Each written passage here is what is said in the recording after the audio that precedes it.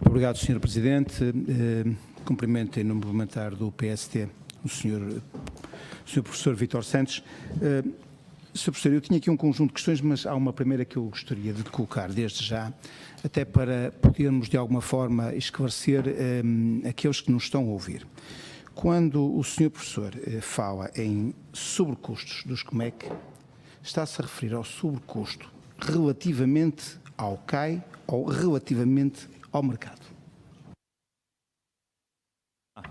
Relativamente ao mercado.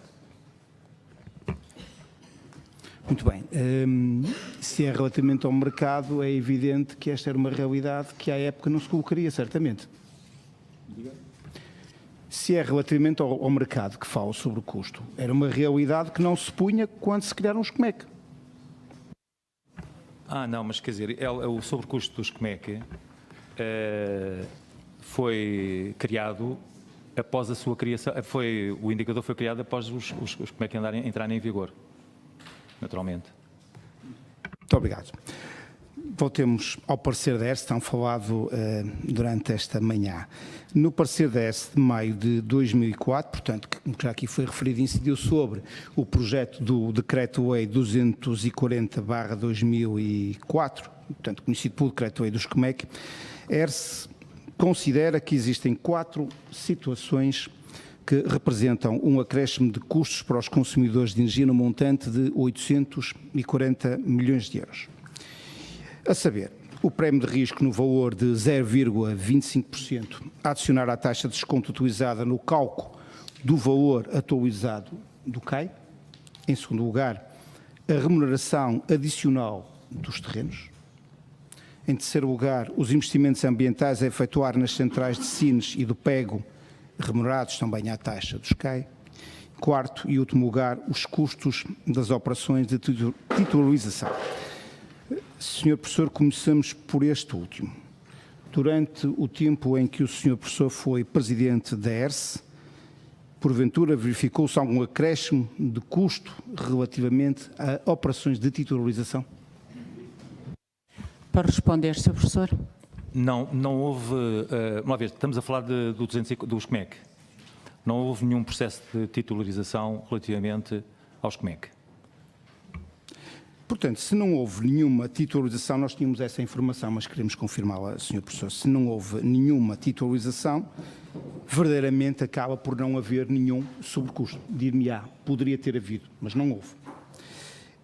Relativamente agora à questão da taxa de atualização, ou seja, o prémio de risco no valor de 0,25% que adicionava à taxa de desconto utilizada no cálculo de valor atualizado do CAI, que aqui fiz referência como uma das primeiras situações que representaria um acréscimo de custos. Entende o Sr. Professor que o valor da taxa de atualização prejudicou os consumidores de energia?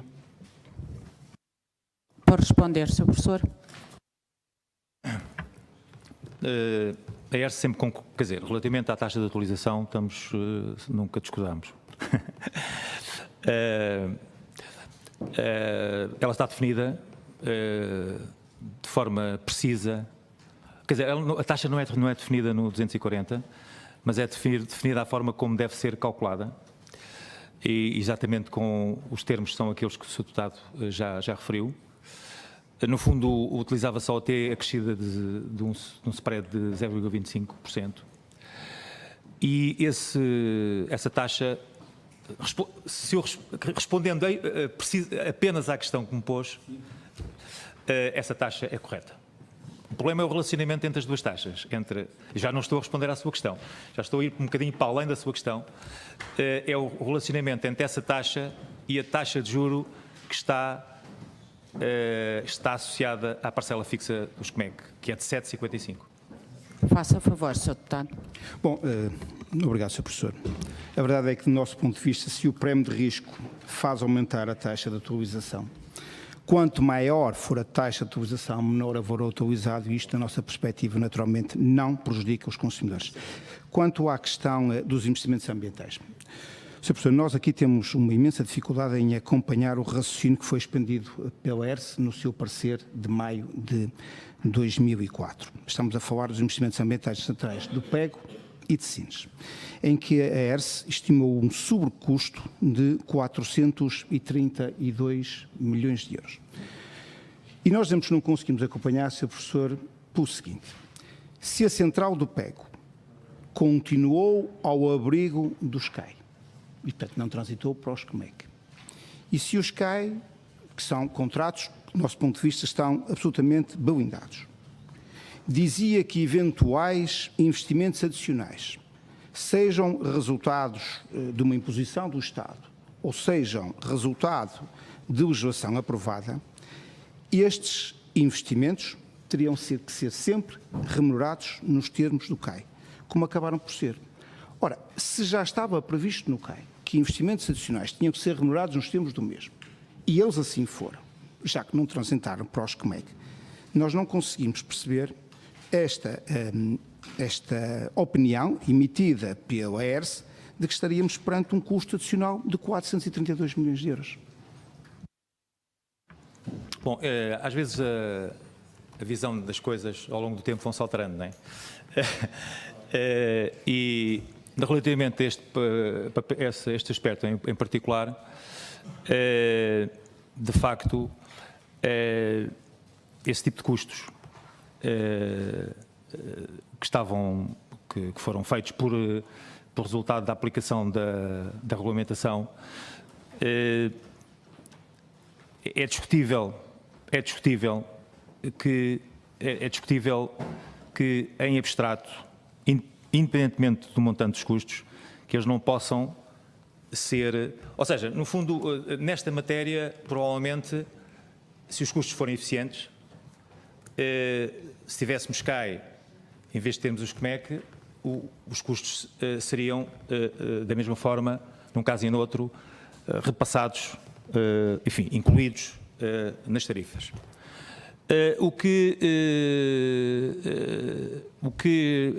A avaliação da ERSE tinha mais a ver com a circunstância com a natureza de alguns dos investimentos que estavam envolvidos nesse processo e que não teriam necessariamente a ver com a aplicação estrita dos regulamentos de natureza ambiental.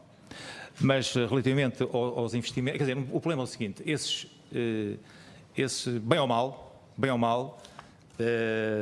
mal, mas digamos, esse tipo de investimentos já constavam, do ponto de vista dos princípios, já constavam, digamos assim,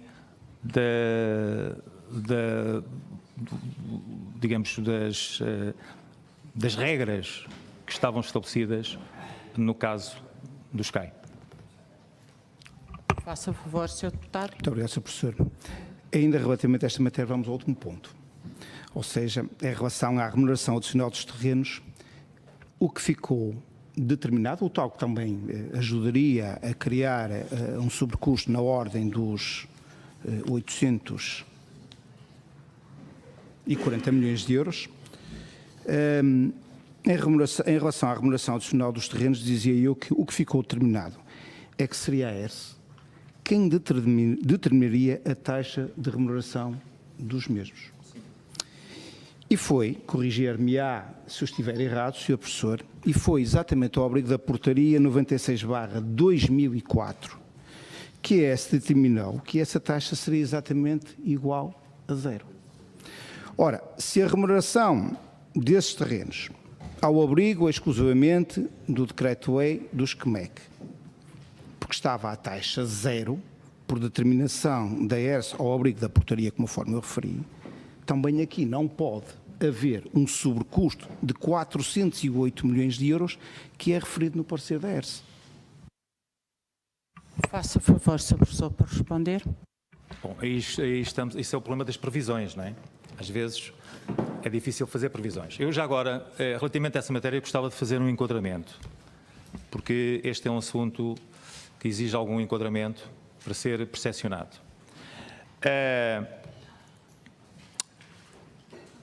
Quando se verificou, e portanto o enquadramento relativamente ao tema dos terrenos, chamados terrenos do domínio público hídrico, quando se verificou a cisão da REN, isto é, quando a REN saiu, deixou de ser uma empresa do universo empresarial da EDP, foi-lhe atribuída, digamos, ou seja, os terrenos, houve um ativo que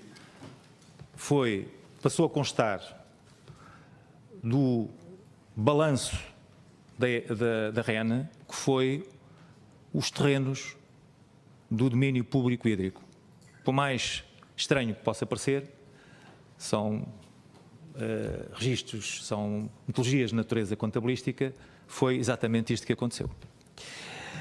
E então, o artigo 30 do Decreto-Lei 182/95, portanto, era um decreto-lei que constava do chamado pacote legislativo de 1995, que estabeleceu novas regras sobre o funcionamento do setor elétrico.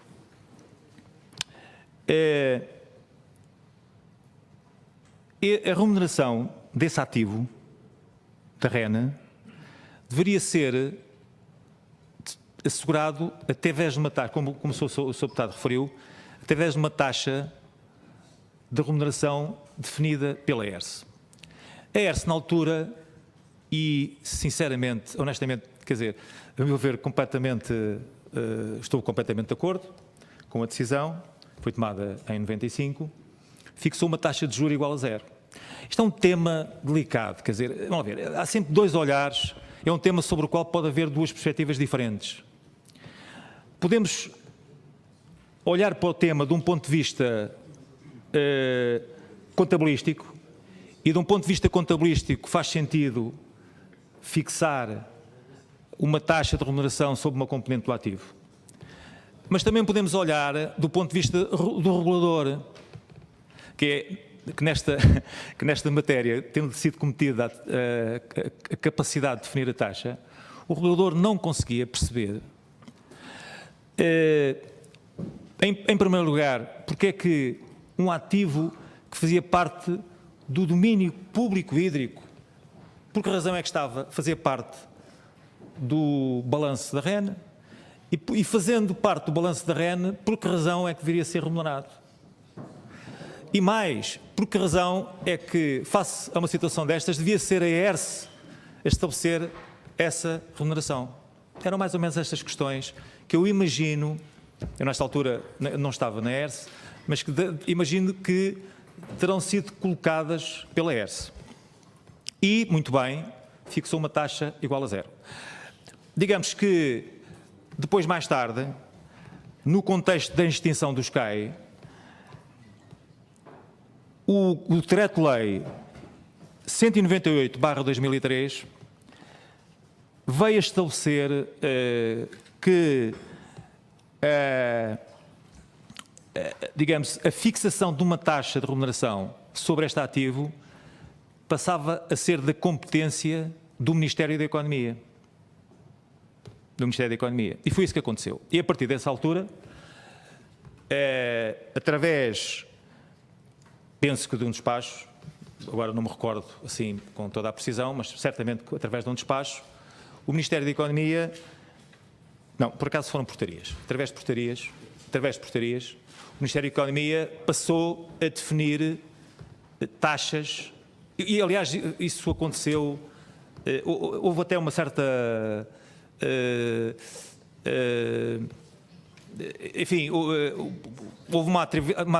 deste ponto de vista, houve uma atividade muito prolixa, no sentido muito intensa dos diferentes governos, que foram mudando, umas vezes aumentando a taxa, outras vezes diminuindo, até que houve uma altura em que aconteceu uma coisa muito curiosa, é que a taxa foi definida de tal maneira, porque a taxa de inflação baixou, estava dependente da taxa de inflação, e a taxa de remuneração dos terrenos foi negativa, eu recordo-me perfeitamente disso, de 0,9%.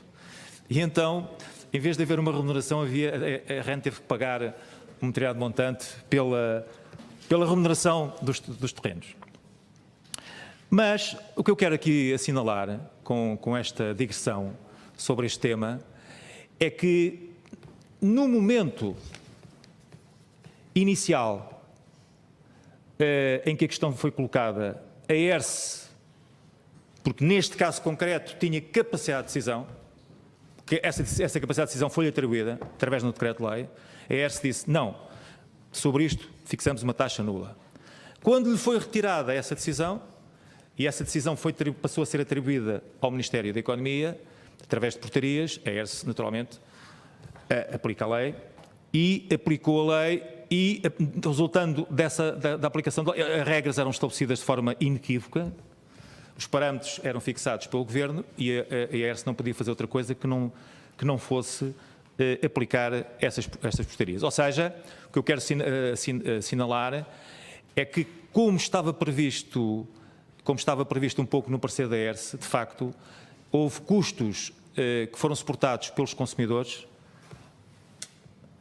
não é? Em resultado de terem sido fixadas taxas de remuneração sobre os terrenos do domínio público hídrico. Ou seja, os terrenos do domínio público hídrico não tinham um custo zero para os consumidores, tiveram um custo positivo,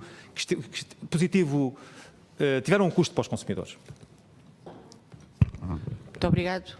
Faça favor, Sr. Deputado, prosseguir. Muito obrigado, Sr. Professor.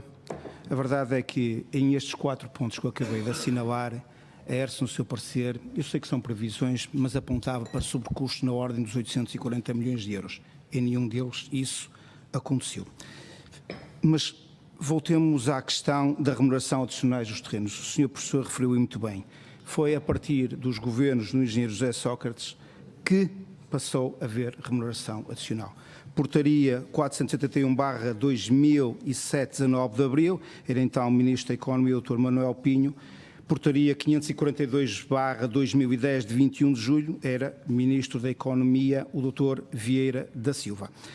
E foram eles, de facto, que definiram taxas de remuneração, que a ERSE naturalmente aplicou. Mas eu pergunto-lhe se, porventura, sobre estas portarias, a ERSE emitiu algum parecer. Tenho a certeza, tenho a certeza que fez um parecer, agora não me recordo dos termos, mas tenho a certeza absoluta que o parecer foi negativo, porque a posição da ERSE relativamente a esta matéria foi sempre muito negativa, não é?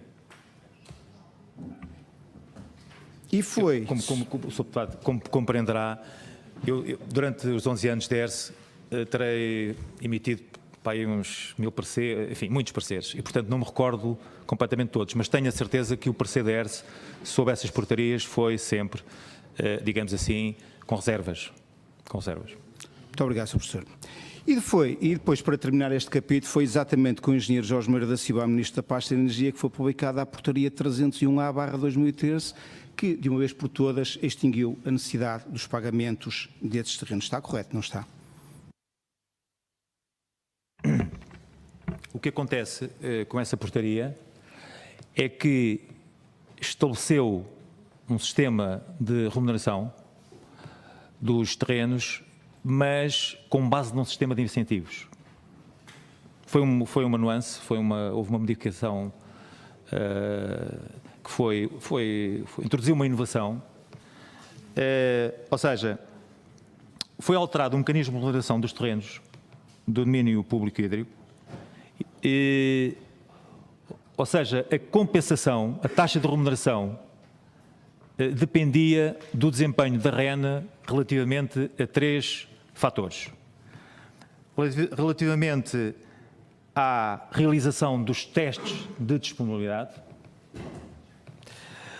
relativamente ao empenhamento da REN, relativamente ao cálculo da revisibilidade dos COMEC, já vimos que era um cálculo em que eram protagonistas apenas 2 entidades, a REN e a EDP, e ainda relativamente a um outro assunto muito importante, que era ao funcionamento do mercado dos serviços de sistema. Ou seja, a remuneração recebida pela REN não era uma remuneração apenas sobre, era uma remuneração sobre os terrenos, mas que tinha subjacente o seu desempenho relativamente a estes 3 aspectos que eu acabei de referir. Ou seja, a filosofia era diferente de todas as portarias anteriores. Faz favor, Sr. Deputado. Muito obrigado, Sr. Professor. Bom, resumindo e concluindo, nós poderíamos dizer que, de facto, esta questão da remuneração adicional estava nas mãos dos membros do Governo. E houve quem, de facto, onerasse por suas decisões e a este título os consumidores, e houve outros ministros que optaram por não o fazer. Senhor Professor, extensão do domínio público hídrico, que ainda não falamos com pormenor. Em 2007, através do Decreto-Lei 226 desse ano, 2007 naturalmente, o então Ministro da Economia, Dr. Manuel Pinho, prorrogou a duração dos direitos de utilização do domínio público hídrico para além da duração dos CAI.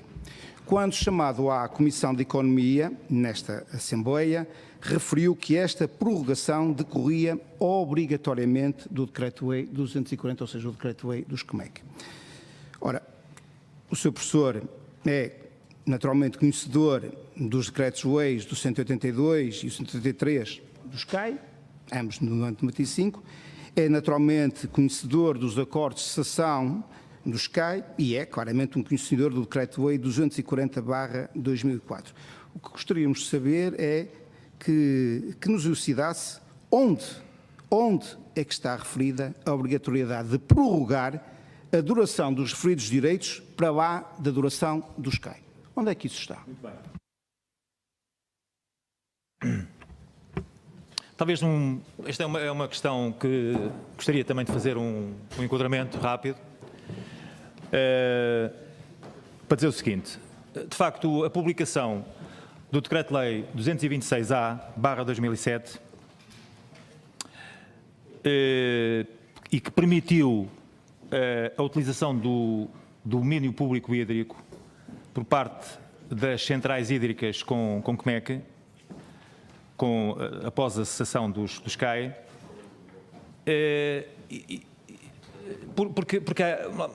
Porquê? Porque após a cessação dos CAI, extinguiu-se a licença de produção. E o pacote legislativo de 1995 estabelecia uma correspondência bionífica, digamos assim, pensando um bocado, entre a licença de produção e o acesso ao domínio público hídrico. E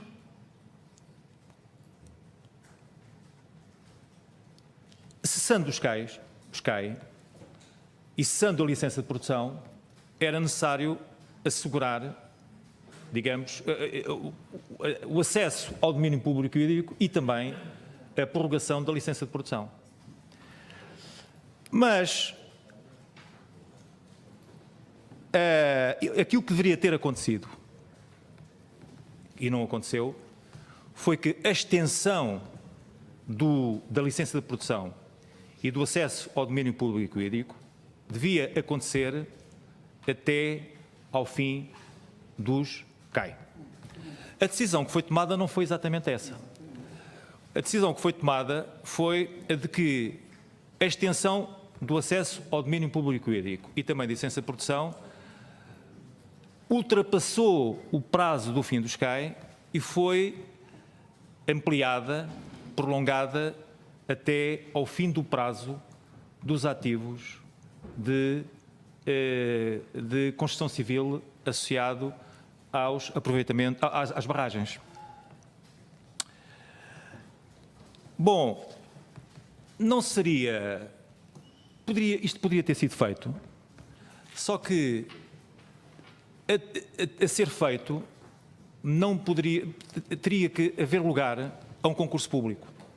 Não era impossível fazer aquilo que foi feito pelo Governo, na altura, mas a ser feito era necessário que tivesse existido um concurso público. E porquê? Porquê que era necessário existir um concurso público? Por duas razões. Por causa daquilo que está estabelecido no Decreto-Lei 29/2006, que é, digamos, o Decreto-Lei que estabelece as bases, é um Decreto-Lei extremamente importante, teve muitas alterações, mas é extremamente importante porque estabelece as bases, é uma espécie de lei de bases do setor elétrico. E nesse decreto-lei, aquilo que é estabelecido é que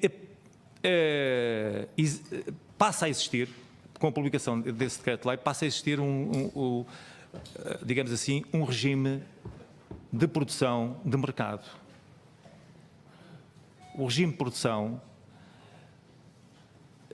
é um regime de produção para as centrais, para a produção ordinária, é um regime de mercado. Para além disso, a cláusula 26.1.1 do SCAI,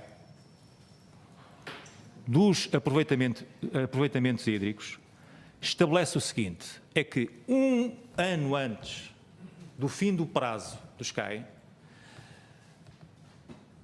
tem que ser organizado um concurso público, um procedimento concursal, visando a exploração e o reequipamento desses empreendimentos e, eventualmente, um concurso público visando a atribuição, digamos assim, a prorrogação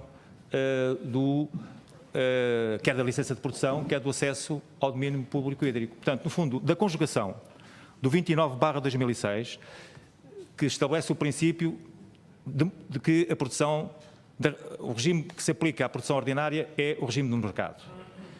E aplicando as regras que estão estabelecidas, uma das cláusulas do SCAI,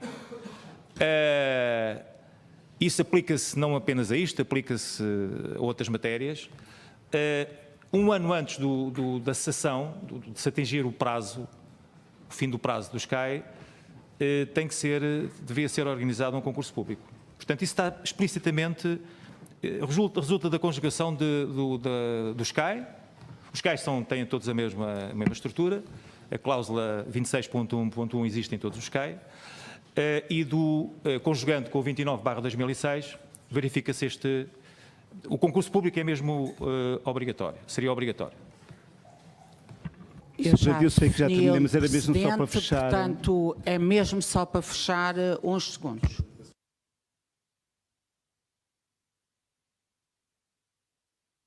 Precedente, vou ter igualdade de procedimentos com todos, portanto, mas é uma coisa muito breve, muito sintética. Bom, Sr. Professor, concluo das suas palavras que, de facto, esta prorrogação está ferida de legalidade. No mesmo período, o Dr. Manuel Pinho concedeu os mesmos direitos relativamente à prorrogação da central de Sines, neste caso sem nenhuma contrapartida para o contribuinte ou para o consumidor de energia. Isto parece-lhes também estranho, sim, certamente. Já agora, e para terminar, em ambos os casos, a ERSE elaborou algum parecer? Obrigado, Sr. Deputado. Para concluir... Pois, exato, eu concordo com o Sr. Deputado. De facto, relativamente à prorrogação do prazo da central... Estava, aliás, quando disse que isso aplica a outros temas, estava exatamente a pensar na central de Sines. Esse parecer não foi objeto desculpa, esse foi um despacho, não é? Da Direção-Geral de Energia. Não, penso que não fizemos nenhum parecer sobre esse... Também não.